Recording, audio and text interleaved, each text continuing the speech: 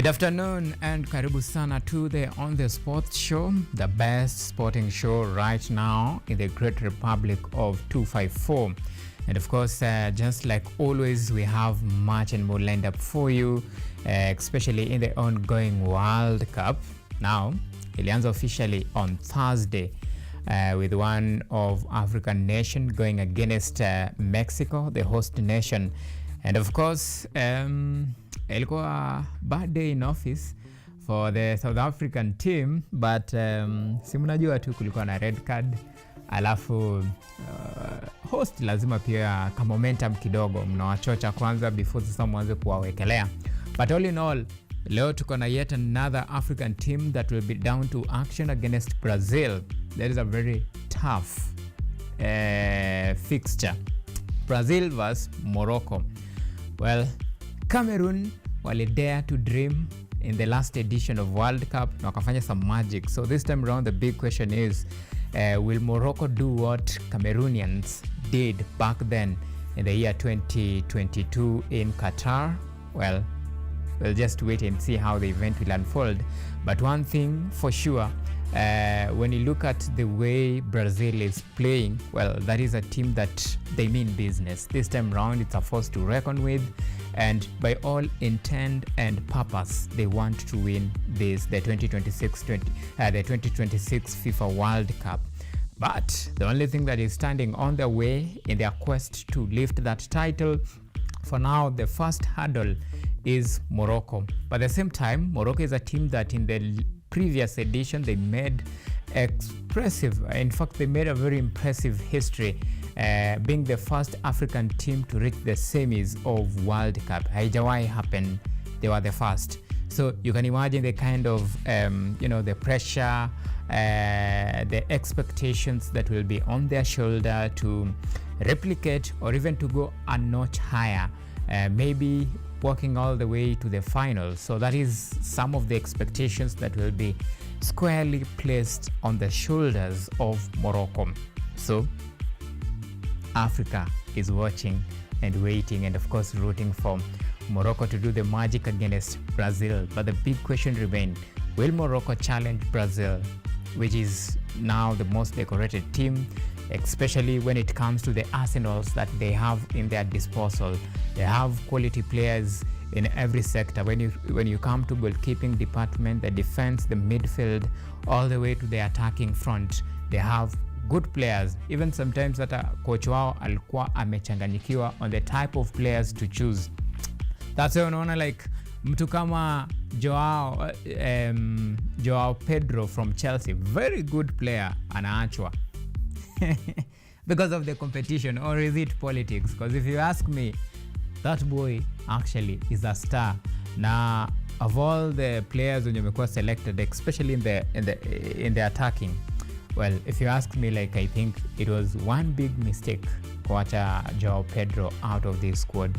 For me right now, I can say like you can count on a player like Joao Pedro than Neymar, when you're already ashacheza, of course, his golden years, and of course sahi tu anaenda tu kudecorate the team. But in all fairness, aliacha some good players in the name of, I don't know, is it the bad blood, is it the politics? Sijaelewa up to this date. You can imagine. Mtu kama, with all your due respect, Thiago Igor from Brentford, and of course compare Joao Pedro. I think for me, like, it's a good comparison, yes, but Joao Pedro may prove a lot that given the right support, and of course he can actually change the game for you. No wonder alikuwa the best player for Chelsea this season. But anyway, that is a story for another day. History will judge Carlos Ancelotti harshly kama Brazil haita live up to the expectation, and yet walikuwa na very good players akawacha bench. Let's hope amegamble right na maybe atakuwa vindicated at the end of the day. Wazungu wanasema the end justifies the means. Sasa acha tungoje tuone the end venye kutakuwa. Anyway, so back home, tomorrow, a big final, Mozart Bet Cup final between Tusker FC and Police.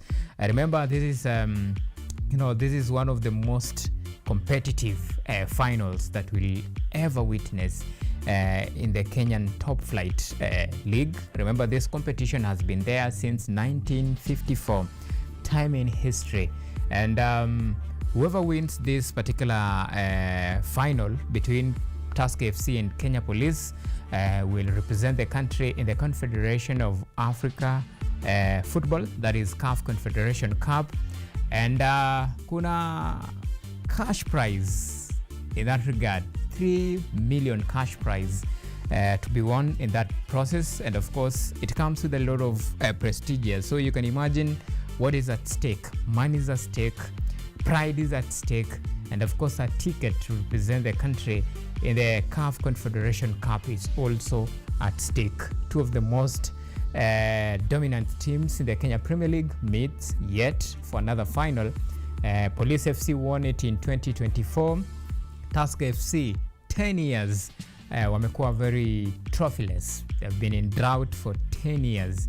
This time round, this is a perfect opportunity for them to actually lift a silverware this particular season. The big question is, will the Brewers go against the law enforcers and at least challenge for this title that is at stake for them?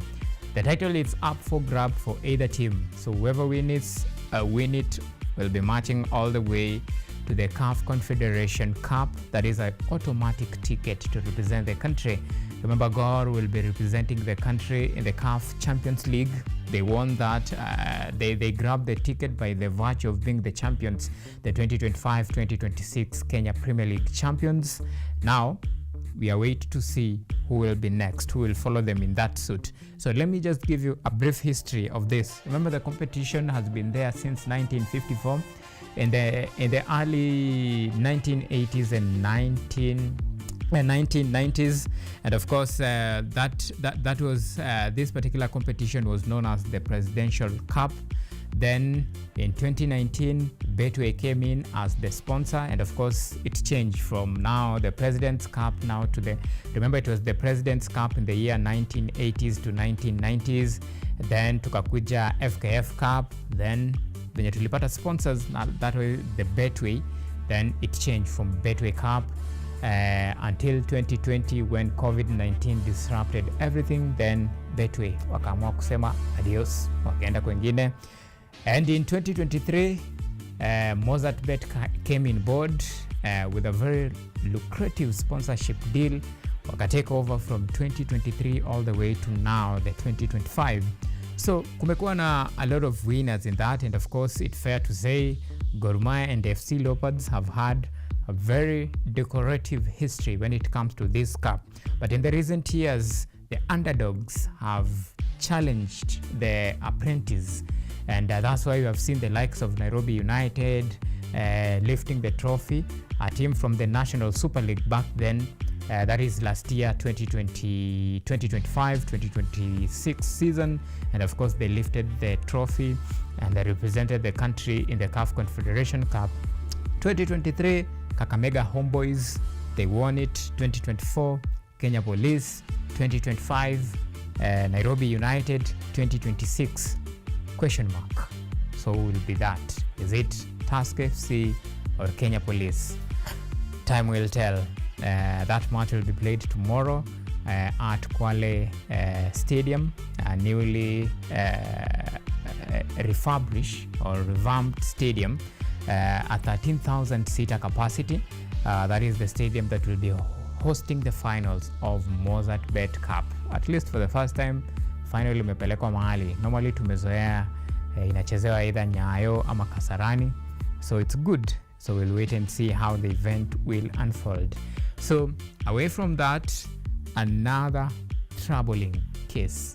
Now, I'm talking about Kariobangi Sharks after they were relegated, and of course now they wrote to the FKF for promotion/relegation playoffs. But FKF in a rejoinder waka-inform, you know what, this time round hakuna playoff. Once umekanyagwa, go home. Now, Kariobangi Sharks decided to take the matter a bit further, so they seek court's intervention, and of course the sports tribunal issued this is a temporary injunction barring FKF from publishing or proceeding with the plans of suspending or rather relegating Kariobangi Sharks alongside Bidco United and of course Sofapaka. But the reason why Kariobangi Sharks took the matter further to the court is because in the previous order, that is in the 2019 instructions under FKF, the third, that is the 16th team in the Kenya Premier League goes to a playoff with the third team in the National Super League. So that's why Kariobangi Sharks wanataka at least wapewe that chance to go for playoffs against a team that will finish third in the National Super League. So currently in the National Super League, the teams that at least we are sure will be promoted with now the new standard, the new FKF guideline. We know, like, we have the league leaders right now, Migori Youths, we have Mombasa United, then we have 3K FC. So but between Mombasa United and 3K FC, one of them, if the current standings and if the court injunctions stands, then between Mombasa United and 3K FC, one of them will play Kariobangi Sharks in the playoffs. But that matter, of course, will be heard and determined by Sports Tribunal. So it's just a matter of wait and see to see how the event will unfold as far as that particular important matter that you are following, to see how things will unfold. Let me just bring you up to context with what is happening. So you remember Kariobangi Sharks received a major reprieve, that is yesterday, to remain in the Football Kenya Federation Premier League after a sports dispute tribunal issued a temporary orders stopping the Football Kenya Federation from automatically relegating Kariobangi Sharks. Now, the ruling was delivered by Deputy Chairperson Alan Mola Owinyi, comes after that is Kariobangi Sharks challenge FKF decision to scrap the end of season promotion and relegation playoff despite an early tribunal directive requiring the federation to apply the 2019 league regulations. Now, the 2019 league regulation is the one that I've just informed you, that require the 16th placed team in the Football Kenya Federation to go to playoff against, or rather to face off, the third team in the National Super League for a playoff for a chance for promotion. So whoever wins will now either be promoted or, of course, relegated. So that is the 2019 regulations. Now, remember, even the new directive by the Football Kenya Federation of now scrapping the promotion and, of course, relegation playoffs was a subject of further deliberation, a subject of a dispute, because as things stands back then, there was no clear agreement between the committee on whether to approve the new regulations or not, and that was the basis of argument that Kariobangi Sharks used. And of course, the order barred the federation from announcing or publishing or finalizing the composition of 2026-2027 Football Kenya Federation Premier League in any matter that exclude the club or assumes the relegation has already been confirmed. Now, the tribunal ruled that FKF could not rely on the 2025 regulations after finding that they had not properly been adopted. As a result, the federation was directed to revert to the 2019 regulation for the 2025-2026. Now, hapo sasa ndo kuna the point of argument from Kariobangi Sharks. Now, this is a subject of further deliberation, and of course we'll be bringing you up to speed as the event unfolds. Remember, this is an active matter in court, that is in court of tribunal, and we are just waiting to see how the event will unfold. Will Kariobangi eventually be relegated, or will they be given a chance to at least redeem themselves in the playoffs when they face either Mombasa United or 3K FC in the playoffs? And of course, now the curtain comes down officially today in the National Super League, when different teams will be down to action. For some will be fighting for relegation battle, others will be fighting for promotion. As we know, as things stand, Migori Youths today they will be crowned the 2025-2026 National Super League champions when they will be playing against 3K FC in Embu. So for 3K FC, this is a must-win match for them if they want to fancy their chances, of course, competing fairly, and of course even to escape the playoffs, should the court of course ratify the decision and of course rule in favor of Kariobangi Sharks. And at the same time, in as much as they hope for those 3 points, they will be also praying very hard, or praying for miracle to happen, so that Mombasa United lose, so that they win, and as a result itakuwa inaweka at the driving seat. But if Mombasa United wins and of course 3K FC wins, in any way, if the court rules in favor of Kariobangi Sharks, then that relegation playoffs for them is inevitable. It's a must for them to go for that playoffs. So acha tungoje tuone mbichi na mbivu leo. Today is the last matches of the National Super League.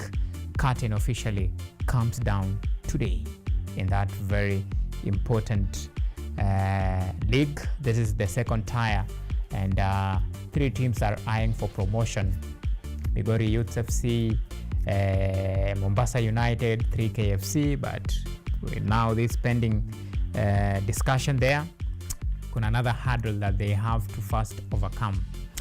But until then, this will be forming part of discussion that will be bringing you, that will be informing you later on our sports review. But of course, I want to take you through some of the stories that will be forming the basis of our show today.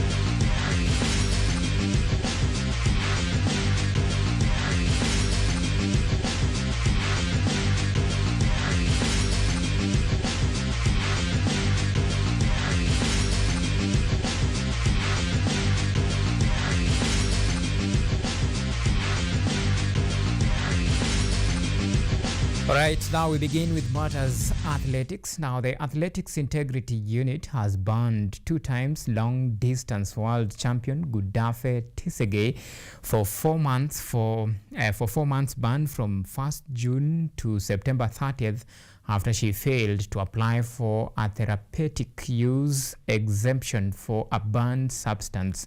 The 29-year-old Ethiopian tested positive for metabolite of letrozole, which is a banned substance.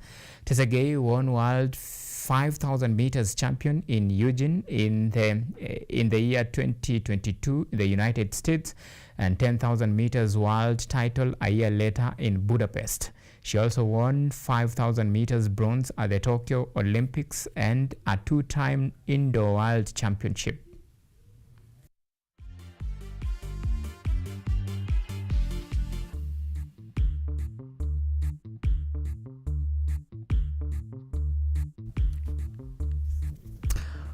All right, now from matters athletics, now let's switch gears to football. Now, the national under 17 women football team, Junior Starlets, head coach Mildred Cheche is confident that her side has all what it takes to challenge for 2026 Sekafa under 17 Women's Championship title. Kenya will use the regional tournament, which runs from June 13th to 23rd in Dar es Salaam, Tanzania, to fine-tune their preparation for the next month FIFA Under-17 Women's World Cup qualifiers against South Africa. The Kenyan side arrive in Dar es Salaam on Friday morning and will begin their campaign against Sudan on June 13th before facing Somalia on June 15th.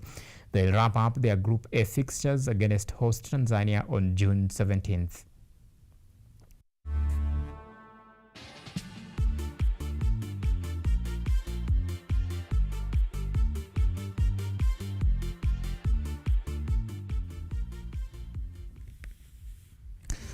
Right, kibarua kigumu kwa Junior Starlets, but we wish the team all the best. Remember, their first match, of course, will be played today. Before now, they take on Somalia, alafu wamalize na the host nation Tanzania.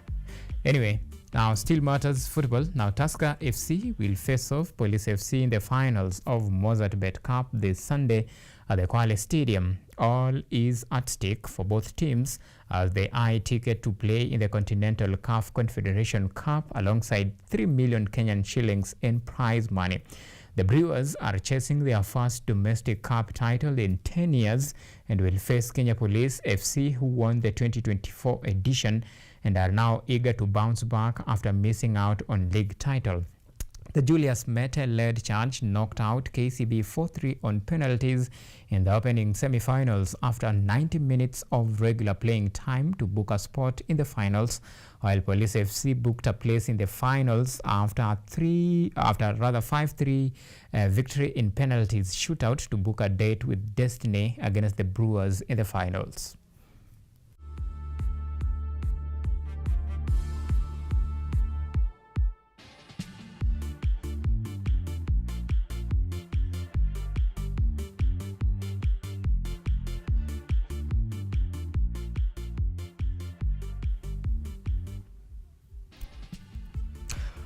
Alright, mechi kubwa, siku ya ndovu kumula mwanae, will be eager to see between Tusker FC or Police FC who will carry the day.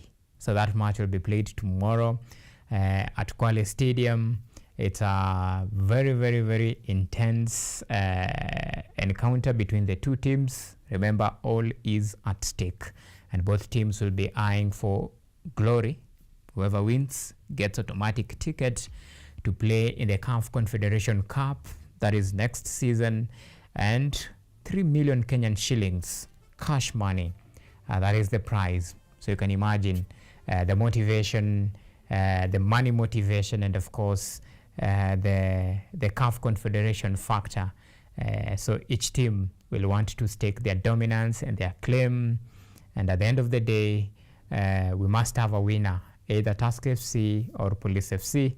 Tusker FC have been in the drought for the last 10 years. They haven't won anything. No Confederation qualification ticket, no Kenya Premier League title for 10 years. So you can imagine the team is quite literally eager to at least lift this particular title and of course in the process uplift their spirit. 10 years, but it's quite a long time for a team like Tusker. So all is at stake for them. Anyway, still matters football. Now the stage is set for a nail-biting final day showdown in the National Super League, with 3 clubs set to fight for survival in the National Super League this Saturday. A nerve-wracking battle for survival is expected between Kisumu All-Stars, who currently sit at position 16th with 36 points, just a point ahead of Darajani Gogo, who sit at position 17th with 35 points, and MCF FC at position 18th with 34 points. At the pinnacle of the log, Migori Youth will receive a guard of honor from third place 3KFC as they aim to crown their stellar season as champions at the Moi Stadium in Embu, where later they will be handed over the trophy.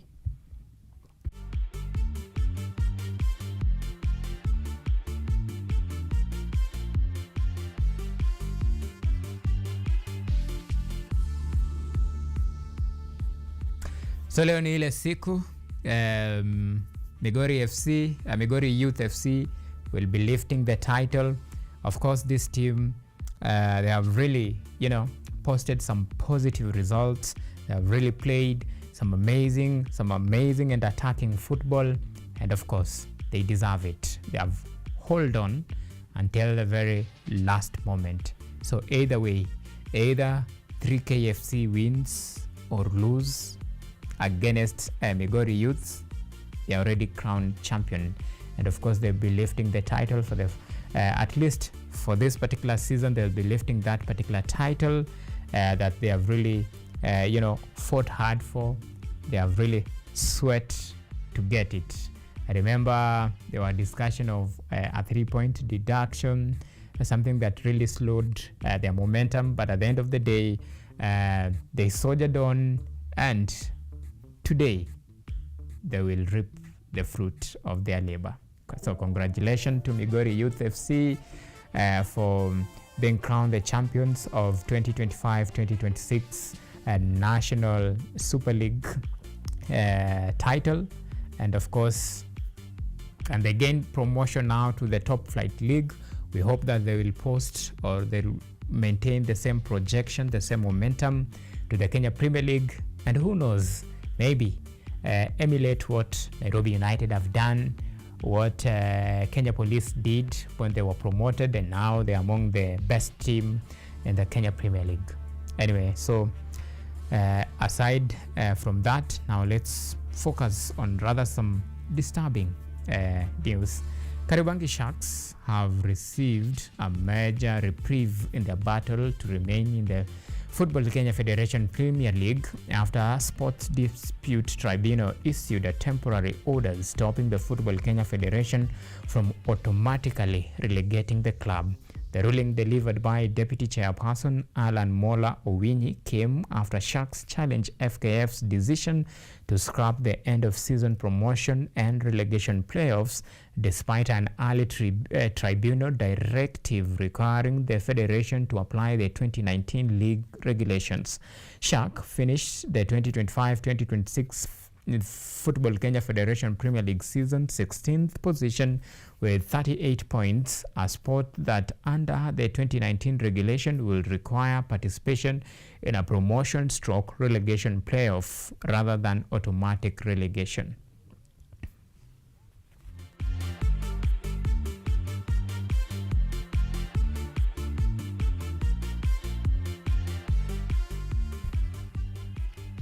Now, that is now the legal battle between FKF and Kariobangi Sharks.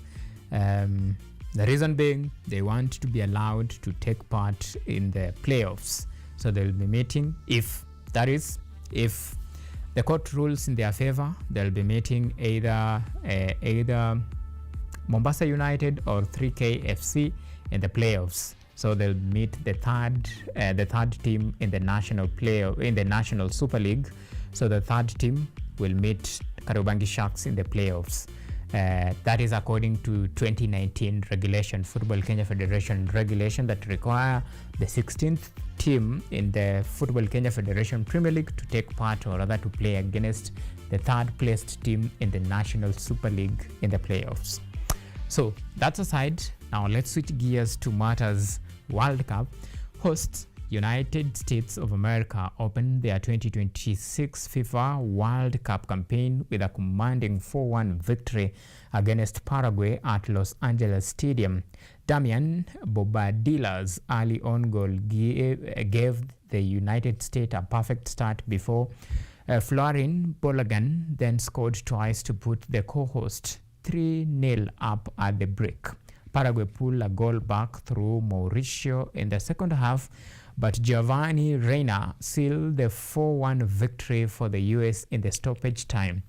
In other matches lined up for today in the World Cup 2026, Qatar will face off Switzerland in Group B, while Brazil is set to kick off its World Cup campaign with a clash against Morocco in Group C.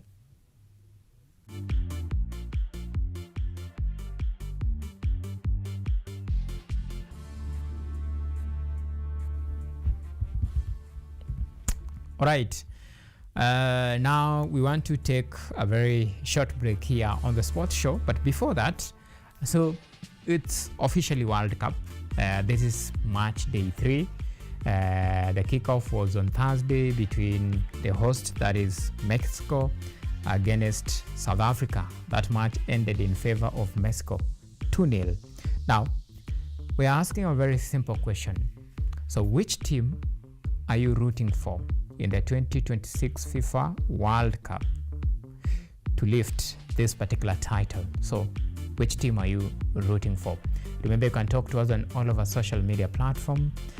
We are coming to you live on YouTube at KUTV Kenya. You can tweet us on X at KUTV_Kenya at Auma Evans. The hashtag to use on the news, and we'll be sure to sample all of your feedback during and at the tail end of our show. Just tell us, which team are you rooting for? Are you for Team Brazil or are you for all Team Africa?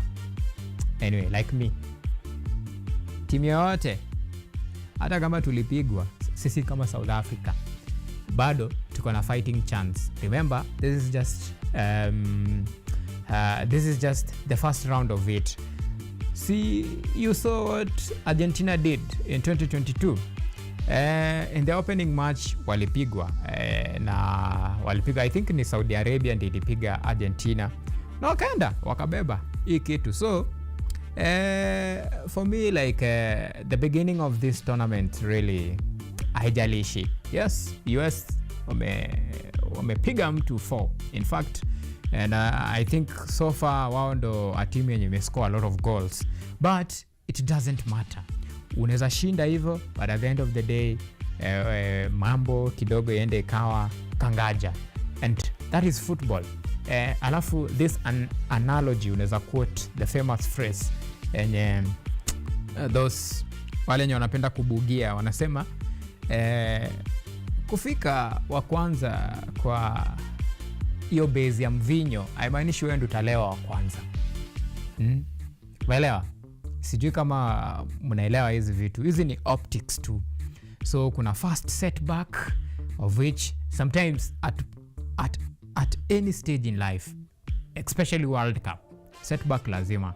So you just know this. Hakuna team yenye ta lift the title bila kutest defeat ama kupost some pretty ugly performance. So a defeat either inaweza kuwa maybe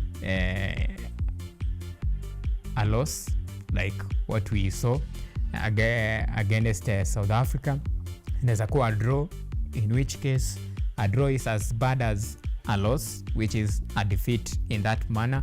So at one point tutapost very bad results, but what matters at the end of the day ni after that setback, will you rise again?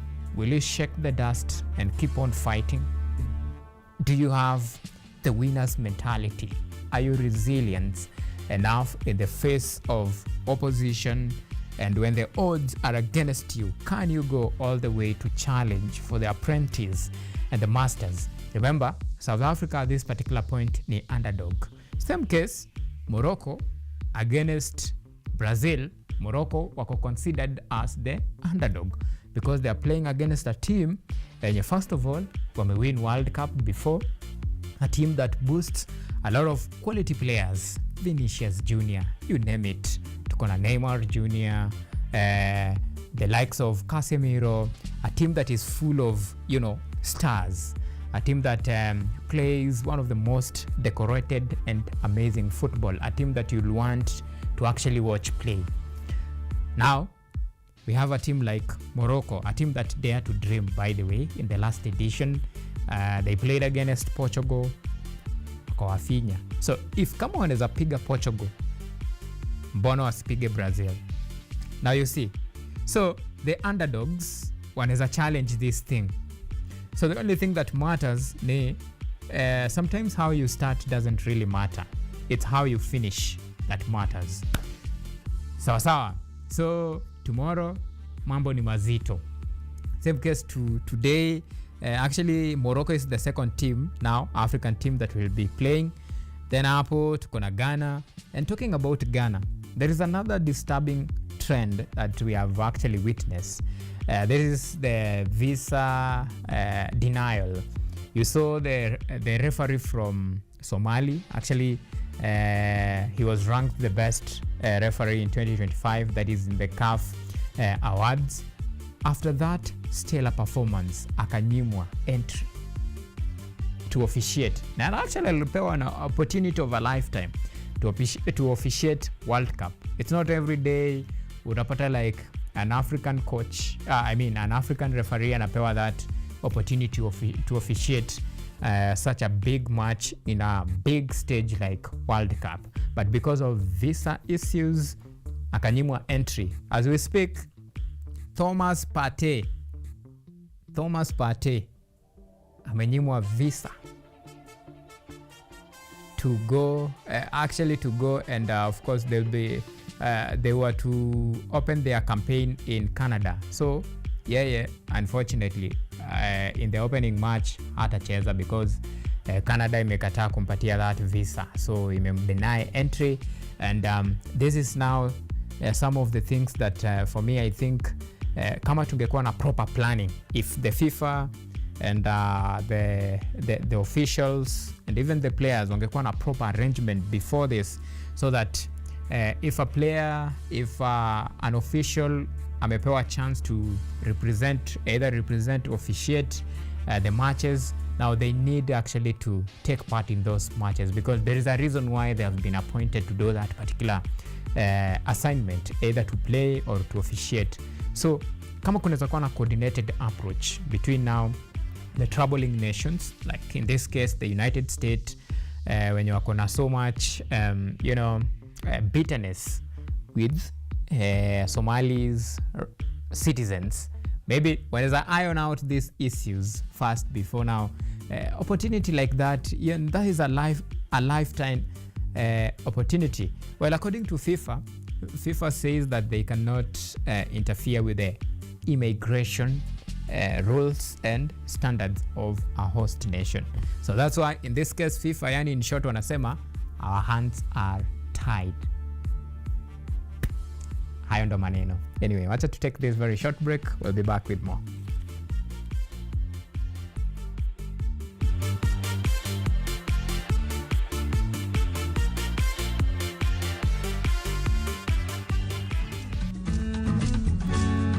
Hi, my name is Stella Tioi. Jina langu naitwa Okemwa Mukwa James. This is Mandela Gaya. Ugonjwa ulipokuja ulichukua siku 3 ukaniweka in coma. 20 wamezikwa, 2 ndio wako hai. I don't even know how it feels to see. I feel like I cannot express myself well the way somebody who can walk can actually express themselves. Ilichukua muda mwingi mrefu tena mpana ili kuikubali kwamba mimi siwezi tembea tena. I've come to actually accept myself. Ukijaribu kumsimamisha mtu umwambie tafadhali nionyeshe njia, They find it quite strange talking to you. You should just make schools integrated, Inclusive setups. by providing the right facilities.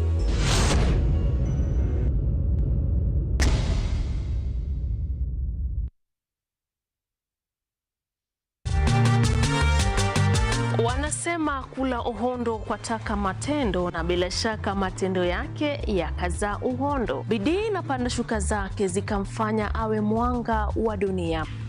Pauline Care ni mwalimu wa walimu. Nilijua nilikuwa ninataka kufanya kwa mochari. Nilijitolea kimasomaso, nikasema manake nimeenda shule kama wenzangu wa kiume, nitafanya kazi kadri na uwezo wangu. Inafika mahali ile game yenye umesema hiyo ndio naenda ku give up na uachane na boxing, ndio unapata WBC.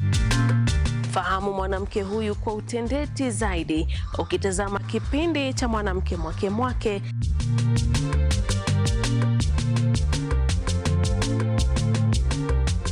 Kila Jumatano saa 2:30 usiku ukiwa nami Caroline Kimwele.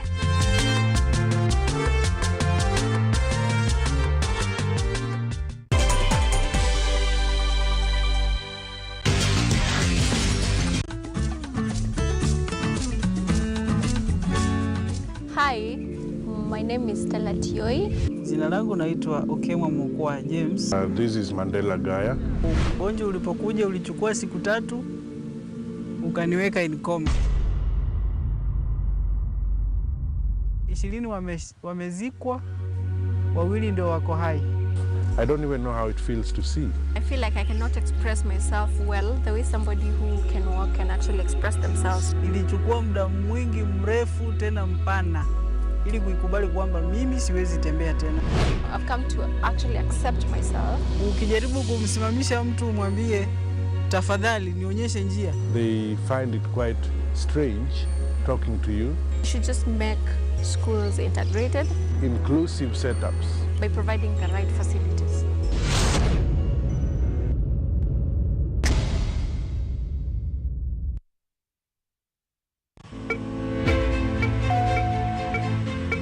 Imagine a world where you are empowered to take charge of your health, where you are well informed about the latest advancements in healthcare and understand the policies that impact your well-being.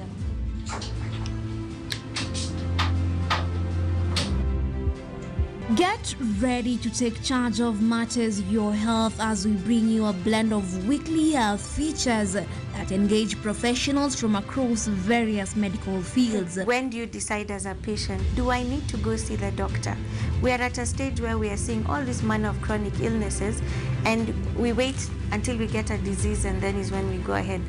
From the most mundane to the complexities that perhaps seem overwhelming, we got you covered. In terms of the factors that might be attributed, there are hereditary factors that could be, that means it could be genetic, so that's one factor. But there are other factors as well, like nutritional deficiencies. So some vitamins, such as folate, have been identified to be a factor in those. So our mission is to break down intricate health topics into understandable and actionable insights. Join me, Yvonne Kimuma, every Wednesday 9 p.m. on KUTV's News at 9, where your health is our priority.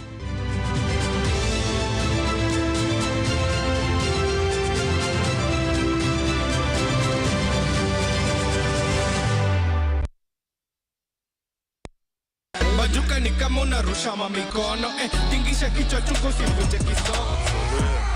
Mbona nyinyi na wawasha nkikula nyama choma tu firifiri na Give me your hand and shoulder. I'm feeling vibes on vibes. I'm a ticking dynamo. Tell them twerking, pull up with the lamba swerving. I work so hard, you know I don't want no stress. I no get time to impress. Call that girl with a lovely dress. Yeah, yeah.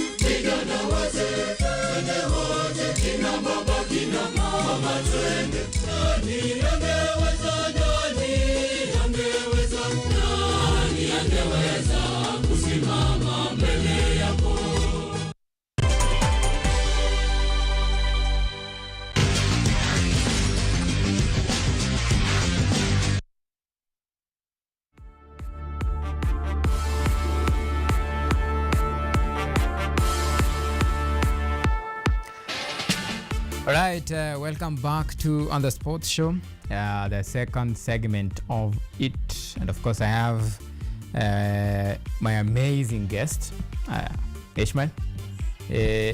Long time no see. Mashughuli lakini nimerudi. Yes. Tangu FC Leopards ishindwe kubeba ligi, ulienda ukakasirika. Tulichukua tu break kiasi, lakini tutarudi, we will be back. Yes. See, I told you. Like there is no way Gor ingeachilia. Either way, regardless kama fixtures zao zilikuwa ngumu or what. We messed up our game. Kama tungeshinda Bomet, sasa hivi tungekuwa tunaongea story tofauti. Tungesumbua town mwezi mzima. Anyway, the latest kulikuwa na the ongoing match between Kenya, that is Junior Starlets versus South Sudan. Yes. That match has been abandoned juu sisi kama Kenya si ni wabaya. Kula mtu 16. South Sudan wamekuwa wajanja, wakaona wasimalize itakuwa aibu, labda tungefika hata 20+. But I think it's a good start for the Sekafa, considering bado sisi match yetu saizi kwa World Cup, ya World Cup ya under 17. So now focus shifts to the next game against Somalia. Hopefully we'll deliver, because najua after hapo saa tutakuwa sure na the next round of, I think ni knockout. Yes. 16 goals my friend. Kwanza ilikuwa ni 13 at half time. We si kwani kuna timu hata inaweza taka kucheza na sisi? South Sudan ndo wajui ball. Cause that is hiyo ni aibu bana. But I think pia tushapata top scorer. Brenda I think amefunga bao 7, so si tuko sure na top scorer, lakini watu wanasema hiyo 16 isikuwe invalid, because in case tukose kufika final ama tukose kuwa champions, itakuwa ni kama ni kazi bure. Leave alone at the fact that ni kazi bure. Mimi the fact that tume actually, you know, tumewabebesha hiyo ni kapu la mabao 16.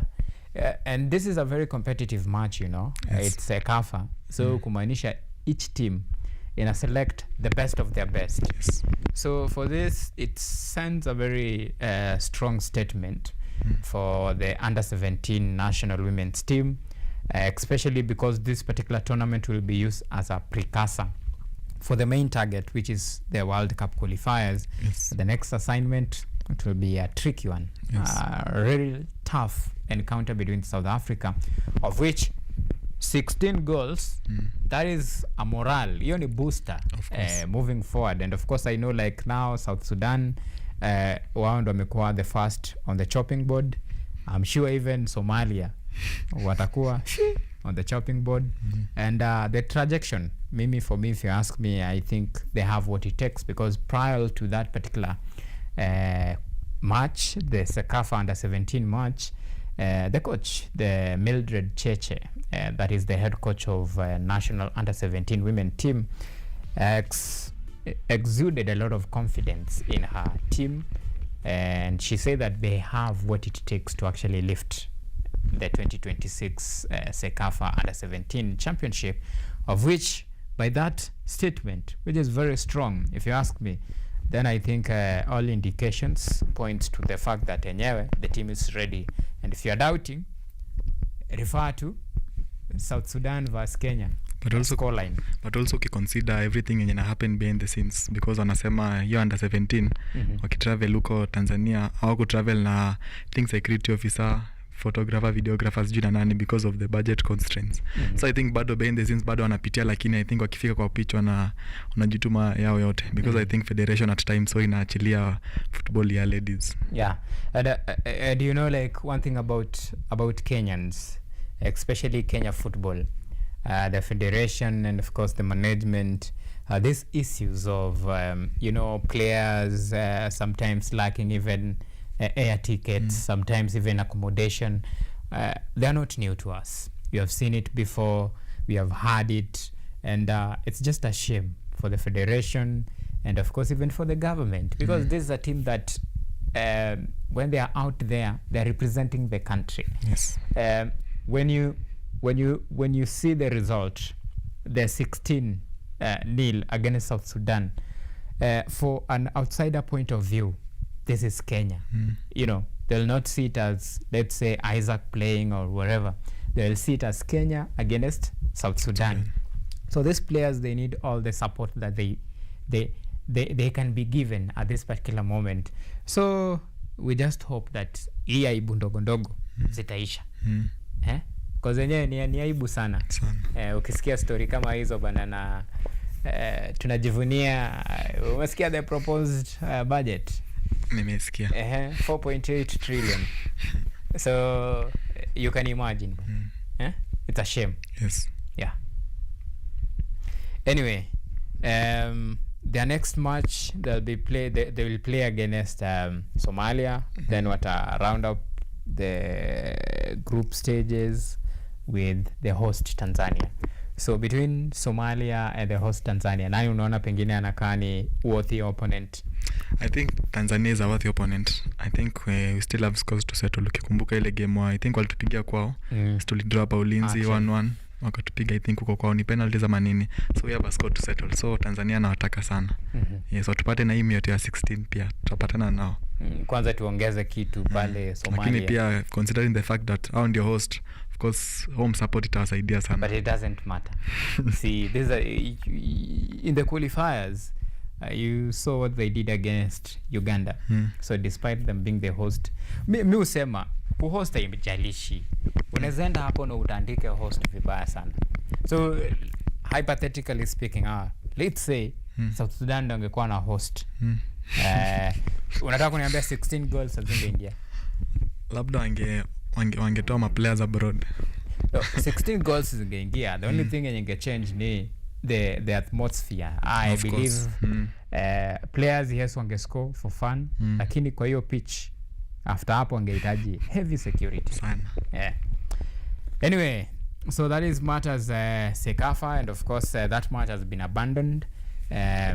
It was the first for Junior Starlets. Up next they will play against Somalia, then they will play against the host nation Tanzania as they round up their group matches, their group stages matches. Before now they can, if of course they will win against, if they win against Somalia, then they will be proceeding to the next round of the qualifiers, or rather the the Sekafa Championship. Now another something that I just want to bring you up to speed with, that's an update.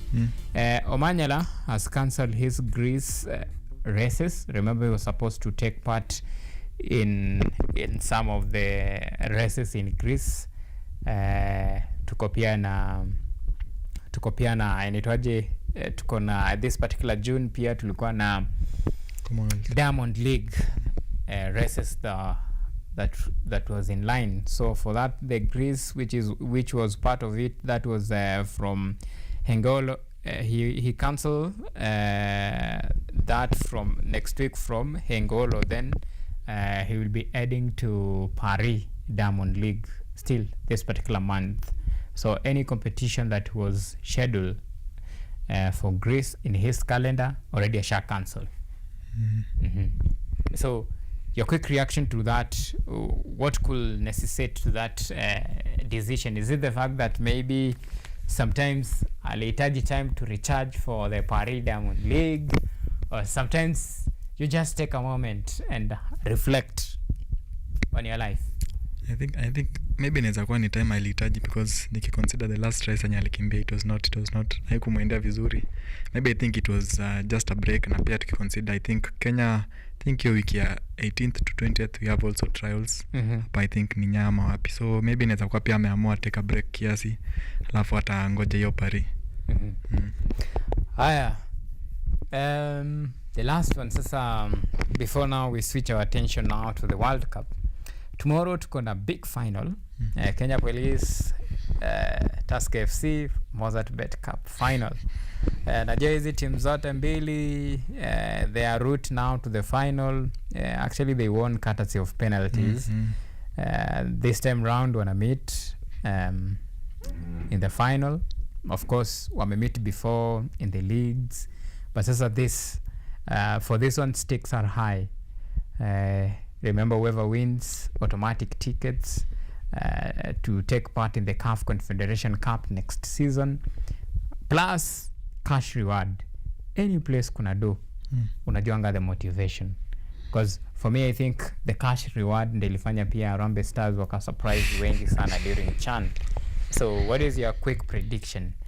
Tusker FC versus Kenya Police in the Mozart Bet Cup final tomorrow. I think it is a tricky fixture ukiconsider wote kwa semi-final games niliwatch zao zote, it was very boring. Wote wanacheza defensive, kila mtu alikuwa na target penalties. But sasa kwa final itabidi wafungue game. Police, they are very good in defensive. Ukiangalia Muyoti, the way he sets up his team, very good. The Tusker coach wanamuita tikitaka coach in quotes, but sijaona hiyo product ya tikitaka because walimaliza huko I think 9th ama ngapi. So I think on paper Police they look good, but for me mimi kwa maoni yangu ningetaka sana Tusker iende because Police walikuwa hapo last season CAF Champions League na wakalemewa kufunga I think ni timu ya wapi ya Sudan ama wapi, walilemewa kufunga hiyo timu hapa Paulinzo wakapigiwa huko 2-0. So on paper Police they look good, but naweza taka sana Tusker ishinde, but anyway, may the best team win, alafu watu represent vizuri hapa kwa CAF Confederations. May the best team win. And I think for one team, like if you ask me, I think Tusker wako na every reason to go for this cup. 10 years wamekuwa dry spell. Yes, bila kikombe. 10 years. And you know Tusker, when you talk about Tusker, we are talking about a team that when you look at their status in terms of what they can achieve or what they have achieved in the Kenya Premier League, their status is at par with the likes of Gor Mahia, because kuna time in the Kenya Premier League kama si Tusker, it's Gor. Yes. When wanabeba ligi. But it's fair to say for the last 10 years, of course, imekuwa ni Gor until now. Kenya Police spoiled the party last season. So for Tusker, they need it more than any other team, especially than Kenya Police, because Kenya Police, they have really rode on a lot of success. 2024, wakacheza, they won the CAF Confederation ticket, and of course they went, but matokeo haikuwa fiti. 2025, that is the previous year, wakashinda Kenya Premier League. So you can imagine ni team yenye it's rising, imekuwa like on upward trajectory until the very last time of which this particular season ndo kidogo wameshindwa ku retain the crown, but wako na chance ya ku fight for at least a silverware this particular season. But team yenye mimi naona like they are very hungry for titles and of course for anything, be it by all means lazima washinde if they really want to be considered among the greats. Hiyo ni Tusker FC. 10 years is a long time for a team that in a boost of back then it used to boost of quality players. Walikuwa na dominate a lot in the Kenya Premier League, but you need to show something for that success, and that is for me I think the team that really need to win ni Tusker.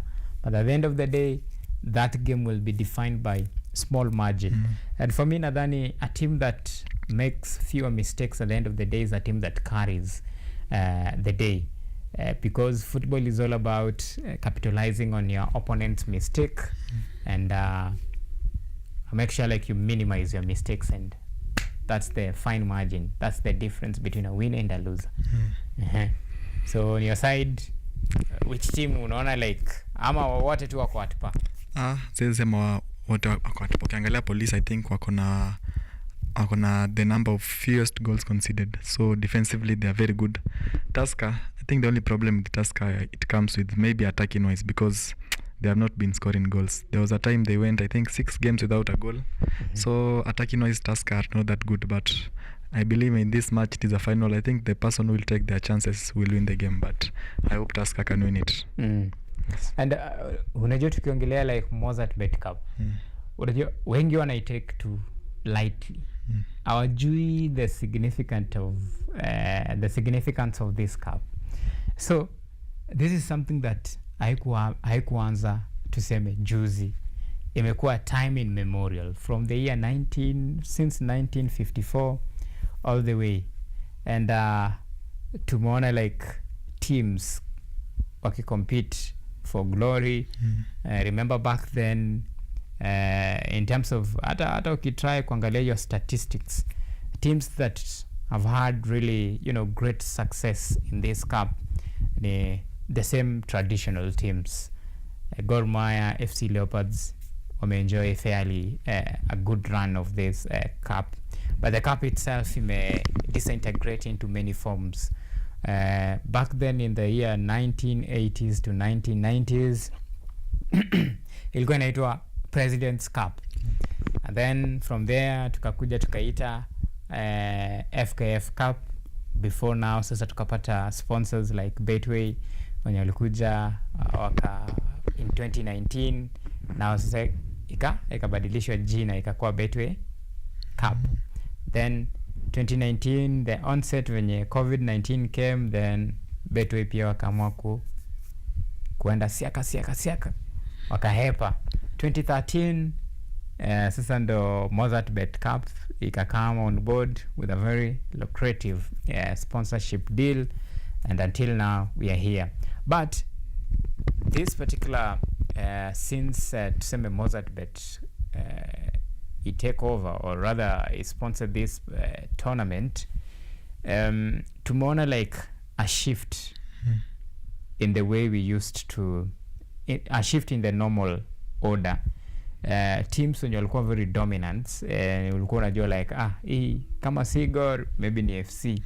Now things sasa ika change. Sometimes even Tusker walikuwa in that discussion, because there is a time pia Tusker, if Gor imeshinda ligi, Tusker ilikuwa inashinda the back then ilikuwa ni FKF Cup, and kuna a couple of time Tusker, FC Leopards wamefly the Kenyan flag in the continental football.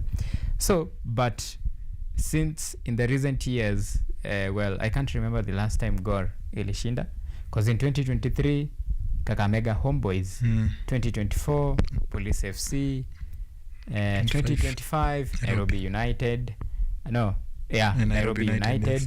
Now 2026 question mark, inaweza kuwa either Police FC ama Tusker FC. Now you can see when now things may change. Even the underdogs on a challenge for this title. Who knew that Nairobi United, a team from National Super League, ingeenda all the way na lift the title against Gor Mahia? Nani angai imagine? Hakuna. So this is a big cup, by the way, so it has a very rich history, and mi usema like any place penye kuna do lazima kukuwe na motivation, because unajua like for some team, for them hawaichukli lightly, they see it as a lifetime opportunity. Remember ukicheza CAF, chances ni utapata scouts. That's why ni easy for players from teams like Gor, FC Leopards. That exposure in open up a lot of opportunities. The likes of Benson Omala, I think part of reason why Ali nini kwake to trade his services outside Kenya ilikuwa much easier is because during that time alipata opportunity sana, exposure to take part in the CAF Confederation matches and even CAF Champions League, and that expose because alikuwa anacheza na teams from Libya, so that one unapata scouts there, and of course open a lot of opportunities and door for you.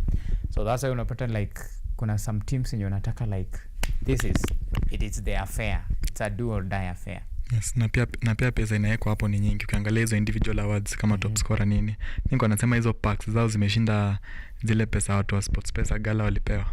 I think nambali sana. Yeah, cause that's a organized tournament. Inaraniwa na CAF Confederation. So you can imagine the rewards lazima ikuwa a bit higher than what we expect in our leagues. But for our leagues, I think now ndo tupatia our players motivation. This is the right step towards the right direction. But now the only thing that we can do ni ku-advocate for more sponsors wa come on board. League haifai kuwa na only one sponsor, so we need more. Ndo teams wakue supported the way like any other organized football federations conduct their affairs apart from Kenya. We have federations wenye tunaweza borrow a leaf from them, wenye wame really run their affairs in a very organized manner, when it comes even to the leadership structure, everything all the way boil down even to the officiating aspect of it. So I think for me the first thing yenye tunafaa tufanye, tuanze now to bring sponsors on board. So this should be a concerted effort from the federation itself, government. Now si government, sasa hii tunachia federation because government ikianza kuleta sponsors utaona FIFA inakam bora mna medal kwa mambo na football affairs. Now the federation under the leadership of Hussein Mohamed will make sure like especially next season tuko na more sponsors on board. Then the clubs pia wao wanafaa go out of their way to make sure like wanatafuta sponsors. Sponsors si must wakwe betting firm. Unajua when we talk about sponsors especially Africa, watu wanafikiria tu ni betting firm. But labda betting firms ndio wako willing kuinvest kwa football. Betting firm wako willing to invest. Labda corporates wanaogopa. Tuko na corporates wengi lakini wanaogopa kuinvest. Yeah, tuko na corporates because unaweza partner, by the way, like kama last time I was saying like unaweza partner even na kampuni ya unga. Kwani ni watu wangapi wanakula sembe huko? Au players ndio wapate nguvu lazima wakule sembe, si ndio? Si ndio? Si you just find one farm wana sponsor even the kits, hata training kits, hata training kits, ndio, alafu inaprintiwa hapa hata kama ni wherever hiyo ama hata advertisement boards. Then hapo utakuwa umesaidia kusolve something. Tunaweza enda even na transport industry, si ndio? Kweli. Kwani si tuko na very transport farms mingi huku Masako. Unataka kuniambia wawezi hata kuamua like wao waamue like waende into partnership, waseme hii team hii lack transport maget wana partner, so utapata like team ina forfeit their matches because hawana transport means. You get? Yes. So ni something small to see must ati betting farm, because unajua watu wanasema betting farm dina inject a lot of money. You can start from somewhere. So hawa nini wakubwa waizi mavilabu, there is a lot yenye mnaweza fanya to make sure that the league, first of all, players welfare iko catered for. So look for sponsors, the right sponsors. It's not a must you go for betting farm. You can even go to your village factory. Kama tuseme watu kama tuseme if you're a team na uko best in Kakamega, tuko na let's say Kakamega Homeboys. Kakamega tuko na Cabras, si ndio? Hizo sugar industry. Tuko na Nzoia, si ndio? So hizo funds inaweza amua kusupport these teams. Unasema like sisi as a community to support, tuseme kama Ingwe ikuwe supported na hivyo, yani you build wherever, you build Kenya, you buy Kenya, build Kenya. FC ikienda ipate opportunity iende tuseme nje, wakiwa na hiyo tuseme na hiyo brand whatever, hapo watu wanajua bwana kuna certain farm or certain company that exist somewhere and you market. Sasa ndo deal ya nguvu sasa, na hapo ndo sponsorship sasa inaingilia. Anyway, tumeongea sana much of sponsorship. Now wacha sasa to switch gears to World Cup. Wacha nikuulize simple question. Wewe ni team which, kwanza team gani wewe una support kwanza? Twende Africa kwanza. Teams Africa. All African teams. Good. Good. Wanafaa skive all African team. Except unless kama Africa team ina face another African team. Hapo ndo kuna your favorite, ndio? So if African teams face another African team, what's your favorite? Of which ni rare sana. Of which ni rare, but yes. What's your favorite? I think mi nitaenda na Senegal. Afu kwa kwingine France. Why France? Hivyo tu, I think this time wako na a very golden generation. Ukiangalia saizi si ati ni kama hizo time wanategemea tu mtu fulani. Saizi hata Mbappe akipotea game, somebody else will pop up. I think wame build a very good squad. Nani ata pop up? Kuna Olise, wako na Due. They have a lot of names. Mbappe si lazima. Mbappe mara ya mwisho alifunga France ni lini? Wacha nikwambie kitu. The reason why unaona these players that you mentioned, the likes of Michael Olise, Desiree Due.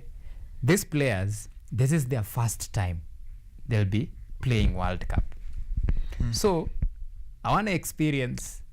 So this will be the first experience in your to receive. Experience kwa World Cup haijalishi. Bora una perform at the moment. This is a big stage. It matters. Sometimes experience win you. Bora perform at the moment.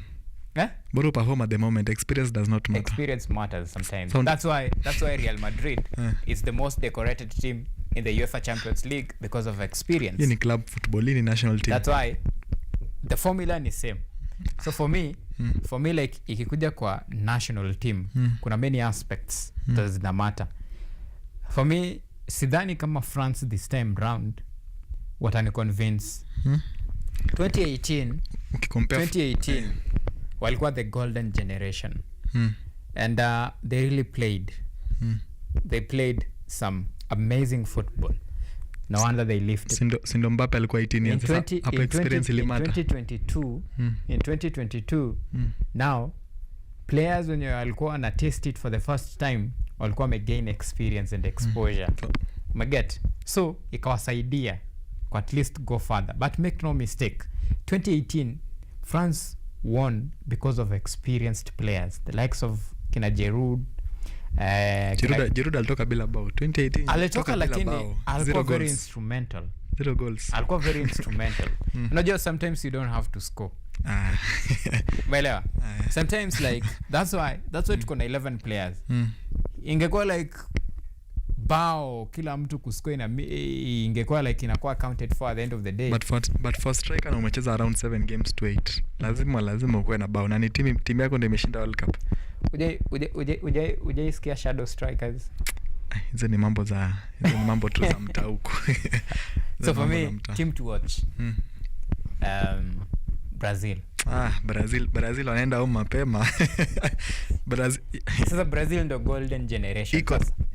Korea hata kwanza ikishika tu Brazil inawapeleka home. Tuseme tu kweli. Brazil hakuna bolo anacheza. Wako na coach mwenye wako na jina, wako na players of course wenye wako na jina, but of course kuna department of course yenye na struggle. Gani? Defense. Niliwatch game yao na France. Defense yao iko very shaky. Lini? Ile friend walicheza ile siku ya 2-1 yenye France ilikula red. Defense ya Brazil iko shaky. Katikati of course wako na watu majina nini. Sasa ushaijua the best form of defense is attack. Sasa uta-attack na Vinicius mwenye lazima apate 4 chances ndio afunge. Basi wewe ni kama hujakuwa ukiwatch hizi. Acha tutaona. Si tutaanza tu leo. Tutaanza leo na Morocco. Kama kuna one player mwenye unafaa watch out ni Vinicius Junior. I cannot watch out that. Vinicius is real talent. Kwa national team, unajua kwa national team hana stats. Hana real talent. So that's why I'm telling you back then. Wow, walikuwa introduced to the system. Sasa hiyo sha gain ile experience. This is the big stage. Remember ile the big names when walikuwa there, sasa hiyo wame fade out. Of course, walifade out 2022. Yeye ako tu pale. Yeye ni kaa tu sanamu. Akapo for decisive moments ile games zenye game imekataa. Decisive no. Zile game imekataa. Neymar akiingizwa ata make impact. Impact gani? Of course, ukisikia hata kama ni midfielder ama defender unajua tu mwenye mimi najua tu 2 players, in fact 3 wenye unaweza weka kwa game na make impact. Wa kwanza ni Messi. Wa pili ni Cristiano. Bruno, sema Bruno. No, Cristiano. Watatu mwenye najua unaweza mweka kwa game na make impact ni Modric. Maget. The rest ni uongo. Maget. Ronaldo na Imi. Now our players, this is their final bow. Maget. So, but for me, I'm not rooting for Argentina because I know Argentina wata struggle this time round. Why? Reason? The reason ni Argentina, like even in the previous outing sijaona wakiwa na that much convincing. Of course wanakuanga hivyo, lakini ikifika World Cup wanakaza. So unajua wanacheza very aggressive. Hao ni bao moja lakini wako very aggressive. Au utawafunga rahisi. Si wacheki. I don't see them far. Same case pia na Portugal. In as much as wako na kikosi, but shidangu ni hapo mbele. Siwaoni. Hata kama mzee atajaribu sana. Ajaribu nini? Ajaribu nini? Jaribu labda kufunga pena. Bado. Siwaoni there. Team to watch. Brazil. Wacha hata Brazil. Wacha Brazil tutaitoa group stage tutaiwatch. Wacha hata Brazil. Brazil it's my team yenye mimi na support. Lakini kama kuna team yenye unafaa watch kwa World Cup. Nani? Spain. Spain sasa ndo the golden generation. Spain walitamba Euros juu kuko na watu wengine na watu hawakuwa used to hiyo system yenye huo coach alileta. Let me ask you. Spain wametamba Euros, si ndio? Of course. Then Euros iko comprise of which teams? The European nations zenye name them, just name them. Hatuja include American countries. Unajua American countries. Name them. Portugal, the likes of England. How the likes of what? France, I think. Usha mention the likes of England, Portugal, France, Belgium. As in hizo team zote, si ndio? European powers.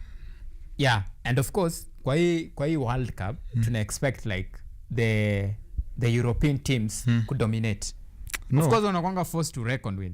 Hata African countries tunaweza fika. No, tunasema tuna expect much to the expectation of many. Tunajua like a lot of guys on a route for team mingi, especially in the from the European nation to dominate. Ndio. So I'm telling you Spain is a team to watch because wako na golden generation, a team that most of their players of course wako based on two clubs, Barcelona and of course Real Madrid, ndio. But Real Madrid hawakuitwa hata mtu mmoja. But wako na experience. Wako na experience players when you are make a difference. But kuna wengine ndio first World Cup wanacheza pia. Yeah. Tuseme so this is a blended version, and of course kitenye huko coach amefanya, huko coach kwanza kitenye alifanya al dismantle the system kwanza. Akafade out the old guards. Akabaki na vijana. And you remember the last World Cup 2018 Spain ilifanya not 2022. Spain ili left very early. Yes. Unajua why? Pana. Because walikuwa ni inexperienced players. You remember back then because the likes of akina Andre Iniesta, those the big names tulikuwa tunajua walikuwa sasa washaanza kuwa wazee. So whatever Spain ilikuwa inafanya ni trial and error. Na hata saizi majority ya watu wako hapo ni first World Cup wanacheza. So majority let's say like almost half of the squad ni first time. Of course, but kuna wenye already washa have a taste of what it takes. But now for a winning team, how influential players ndio majority first time yao kucheza. The key players kwa team. Key players like Yamal, Williams. The key players. Williams alicheza ya 2022. Williams alicheza 2022. Inaki Williams alicheza. Si Inaki ule brother yake. Nasema brother yake huyo Nico Williams. Yes, the winger. No, from Nico Williams alicheza. That's why Arsenal ilikuwa inamtaka kumnunua that time. In fact alikuwa among alicheza Euros. Euros ndo alicheza. Nasema hapo mbele influential players ndio mara ya kwanza. For me sijui kwa nini but I feel to like this could be Spain's moment. Mimi sijui. Sio ina kibeba back to back. We are not in the 2010. Hawajabeba back to back. Walibeba 2010 World Cup Euros. So sio ina kibeba tena. We are not in that. Wanaweza beba, si kuna matimu imebeba 5. Si Brazil imebeba hii kitu. Wanabeba bana. Kubali tu. But pia ukiangalia climate nini, kuna vitu nyingi una consider. Ukiangalia hizo climate pia zinasumbua European countries. Hawajazoea hiyo joto nini. Unaona venye wana struggle. Hadi mnapewa watu water breaks, cooling break. Hiyo. So of course the weather pia inaweza sumbua. Of course North America huko of course. Na pia African countries. Kama kuna African country itakuwa na hiyo willingness kama Morocco last time wanaweza break wafike final. But Africans ni hardcore. Joto ni nini kwa Afrika? Afrika mimi nadhani hakuna Mwafrika anaweza mpeleka mahali na kosa kusurvive. So according to unaona hii ni time ya Africa to shine. Naona African country inaweza surprise because of the climate. Sana climate factor. Si hata kucheza mama jina climate factor peke yake. But pia majina muhimu because Africa pia tuko na big guns wenye hatujawa tackle. Cote d'Ivoire. Okay, this time sisemi ati Morocco ni wabaya. Mimi in fact hata mimi naona ni kama hata DRC inaweza fanya better than Morocco. DRC wanaenda mapema. DRC wanaenda mapema. Jamaa, unaona do you watch quality wanaenda mapema? Mtu alifika World Cup na playoffs, unataka afike wapi? There is a reason why alifika your playoffs.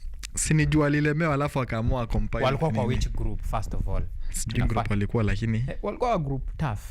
Na aliqualify number 1 kwa group yao kama number 1. Okay, I can't remember but I know walikuwa in a very tricky group. Same case na this team, same case na Gabon. Gabon ijue what Gabon kwa World Cup. No, Gabon walikuwa pia kwa a tough group. So walikuwa na sisi. Walikuwa na sisi na walikuwa pia na Cote d'Ivoire. Kweli Cote d'Ivoire, yes. Meget. And you know, Cote d'Ivoire na Cameroon walipelekana hivi. In fact, the margin ilikuwa too slim. And the only thing and you can imagine now the level of competitiveness ya hiyo qualifiers venye ilikuwa. So with that, mina feel like kuna some teams unfairly wali miss out on World Cup because of that simple grouping.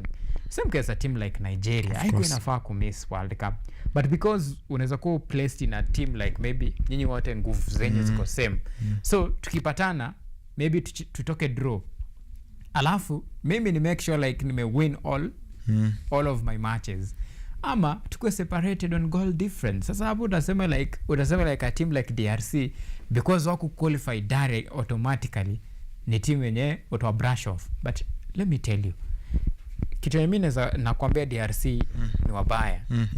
Walicheza na Nigeria, walicheza na Cameroon, of course, yeah.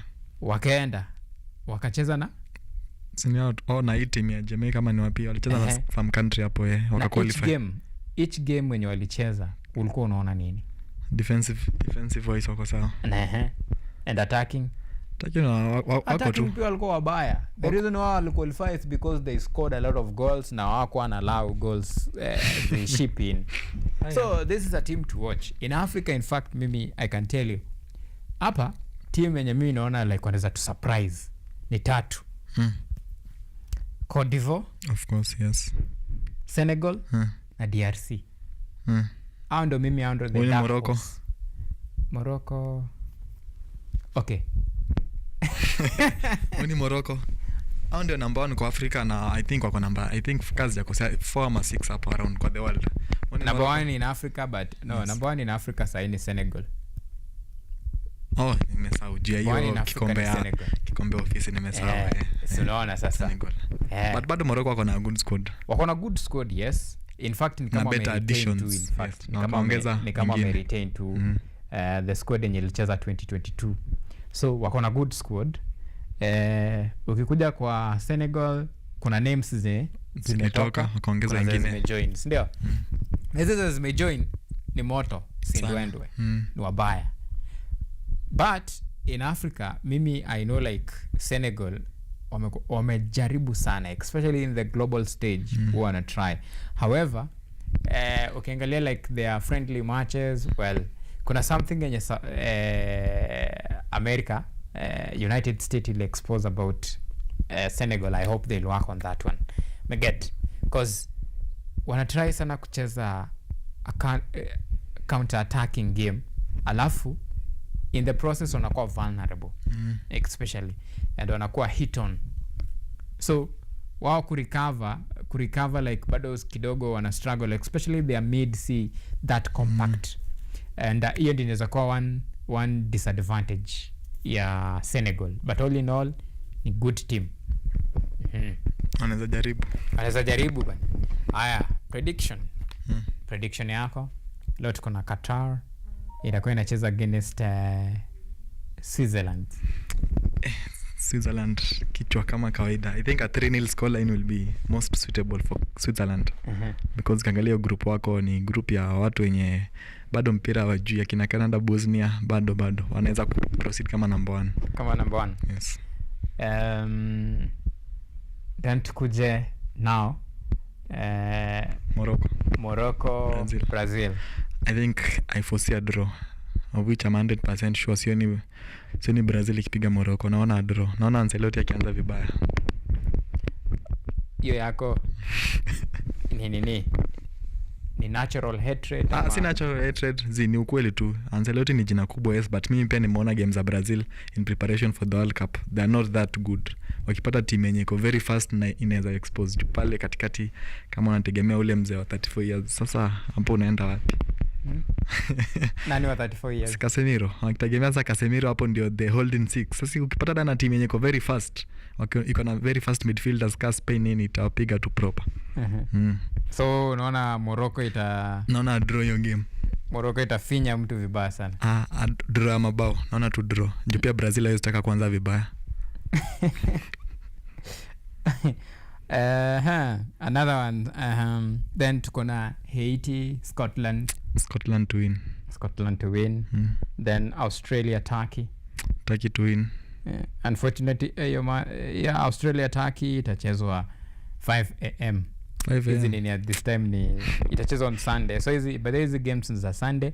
Haiti Scotland 2 am, so guys tafuteni coffee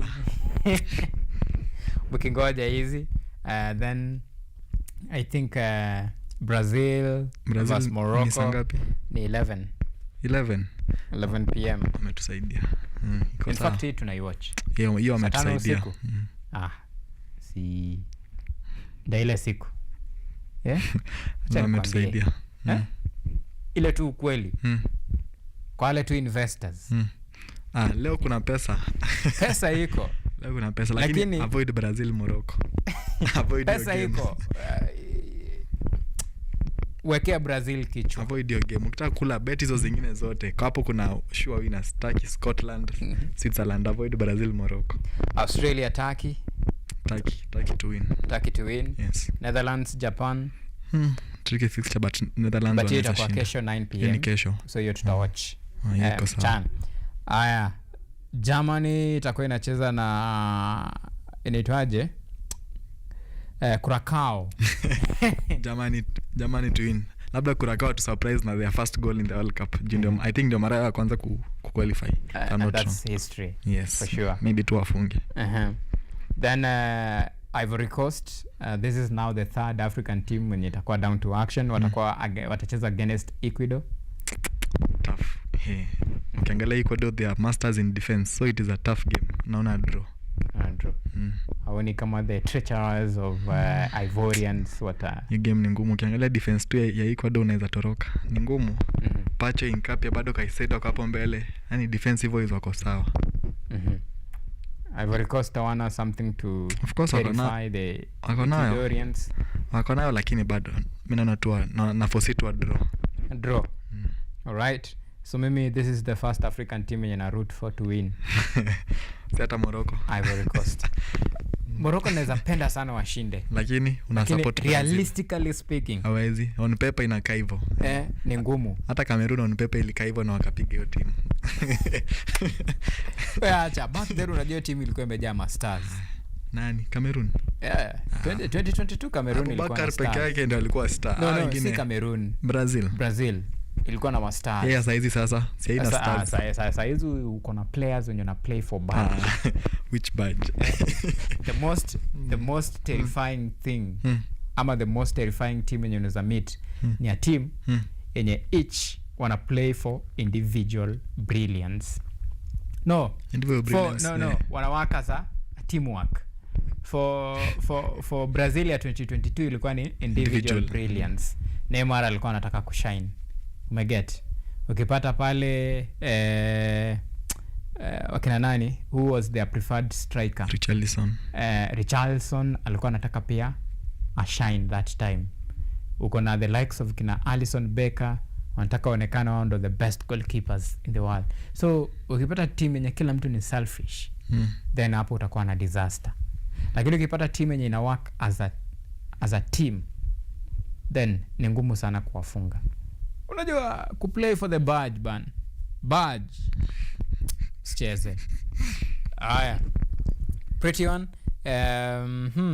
Then we have Netherlands Japan. Hiyo umesema ni Netherlands kishinda. Another African team yenye itakuwa inacheza, we have Spain, Cape Verde. Spain. Cape Verde labda pia wamake history watufungie tu bao moja. Lakini Spain wana ikishinda 3-0 3-1. Yes. In fact on Monday ndo tuko na many African teams yenye itakuwa inacheza.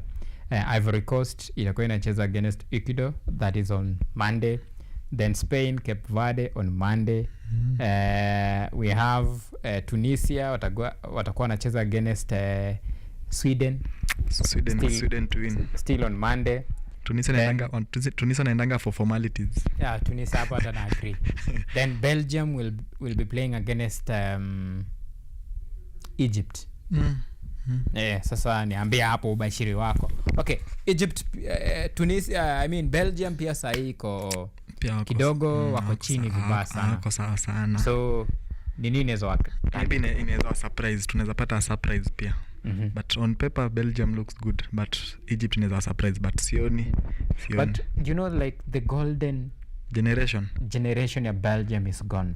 But the time tulikuwa na the likes of Romero, Lukaku, but bado yuko Eden Hazard, Kevin De Bruyne in their prime. In their prime. But bado ameongeza moto. Trossard Doku. Bado ameongeza moto. Ule jamaa mguu wa left nimemsahau jina. I think alikuwa Sevilla manini. Bado ameongeza moto. They still have a team. Team iko. Wako na team iko. Lakini majina. The projections zenye tuna expect ndo kidogo hakuna. Do you know like Belgium ilikuwa ranked second in the world just recently. But sahi wamedoing call kiplani because things ijakuwa kiwork on their favor. So that's why tunaweza, it's fair to say kidogo anaweza struggle. So it's not surprised to see Egypt key to a challenge for these things. Egypt very normal, man. Haya, tukimalizia Iran, New Zealand. I think Iran inaweza surprise watu. Inaweza. Then we have France, they'll be playing against Senegal. Now sasa hapa ndo tough fixture. Hiyo ndio game tamu I think kwa African countries pia. Kutana na Morocco. In fact itakuwa ni kama Africa inacheza Africa zake, si ndio? Because majority of players utapata kuna wengine born in Africa. Mbappe alizaliwa, si babake ni Mkamerun, mamake ni Morocco, si ndio? I think ni Morocco ama Algeria, siko sure. Morocco. Alizaliwa. Haya. France Senegal.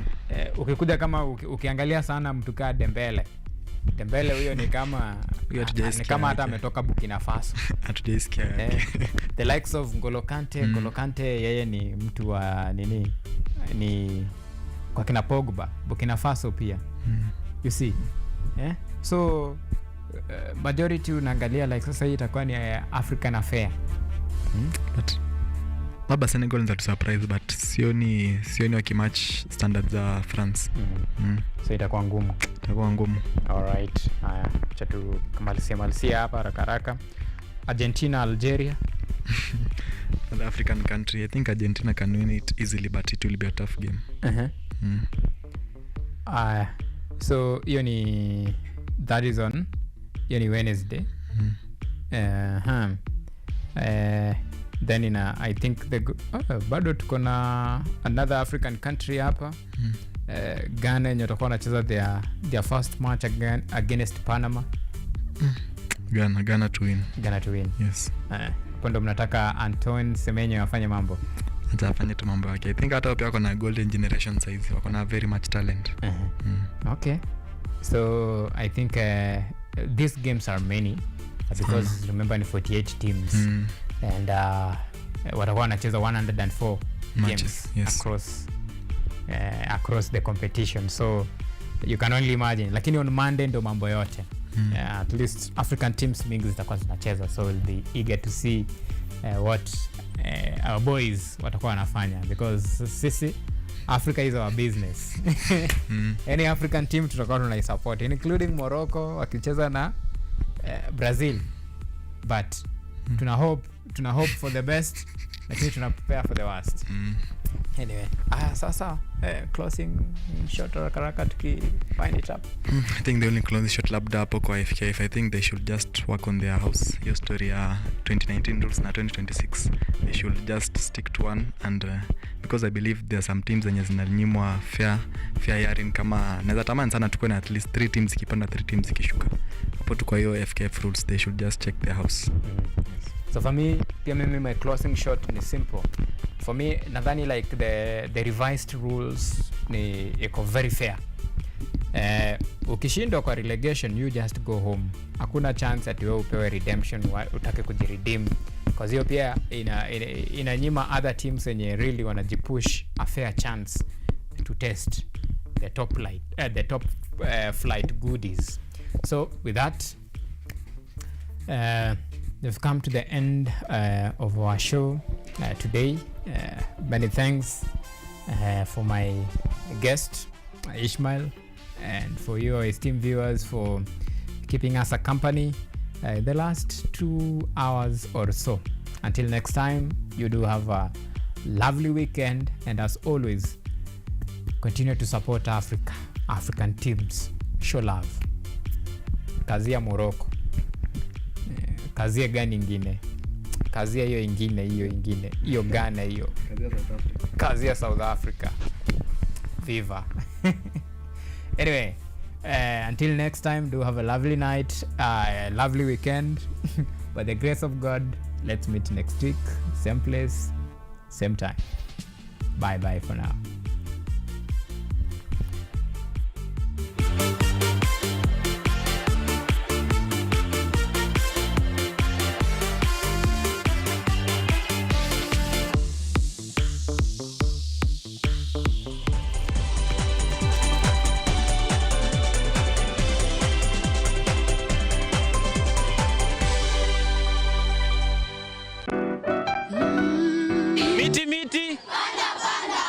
Panda. Our planet's future is in